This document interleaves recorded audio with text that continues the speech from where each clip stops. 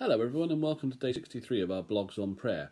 Today's chapter from Philip Yancey is entitled Tongue-Tied and subtitled Prayer and Personality. Now, one of the overriding themes in our prayer lives can be the thought of how to approach prayer in the first place and thereby approaching God. Bringing our fears to the table of not knowing what to say, saying the wrong thing, saying it in the wrong order or with the wrong attitude.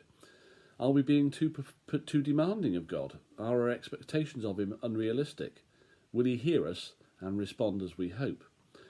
Well, I would think with the probable exception of the wrong attitude in prayer, none of these matter very much to God as much as us coming to him in the first place, seeking a relationship, seeking our answers and our solutions with the help of prayer. God wants that relationship with us as much as we want it with him. It's a two-way process. Once again, I think the key is perseverance in prayer. God listens to us when we come to him in humility, whether that be in the bustle of the day or the still of the night. For in our modern parlance, God will always pick up his phone, answer his calls, and reply to his emails. But we don't always know what to say and how to say it. And if we're honest, I think most people, as I certainly do, feel pressure when they pray or when they're about to pray. What if I mess this up? What if I say it wrong?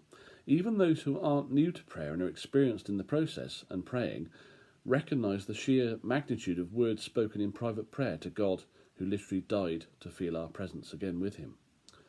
But all of us, at all sorts of different times in our lives, will feel a pull to prayer. Sometimes it's when prayer is the only thing you haven't tried, it's the last solution on the table, or what you've tried so far isn't working. Sometimes it's when you see a prayer maybe online and realise that there's a part of you that wishes you knew how to say all that you could and want to say so that you'd feel closer to God. Some people just have the knack, it seems sometimes, of saying it better than we can. But what if I really can't think of anything to say? What if you can't think of anything to pray or find words to express what you want to pray about? Borrow something good from someone else. There are the psalms, the hymns, the prayers that folk far more spiritual than me have written, sung or prayed to express some pretty important stuff to God in the past. And prayer doesn't have to be so mysterious or challenging. Prayer can be having a two-way conversation with God, as I said earlier, and he will delight in having a conversation with us. As it says in James chapter 4 verse 8, come near to God and he will come near to you. Often, I certainly do, we overthink prayer, complicating it by seeking the right words, the right time or the right place, seeking for perfection, the perfect formula, getting it right, and as Matt said yesterday, so afraid of getting it wrong that maybe we fail to pray at all. Teresa of Avila said, prayer is nothing else than being on terms of friendship with God. And that implies there is an intimacy, a familiarity, a longing for relationship. We don't always overthink when we're talking to our friends, when we share news, good or bad, catching up after time apart, asking advice, letting them help to carry what's hard for us. Why is it that way with God? We don't seek the right words, the right time, the right place, or a perfect formula with our friends. We simply pick up the phone or knock on the door or sit down with them and share our concerns. The bottom line then, folks, God invites us to be with him.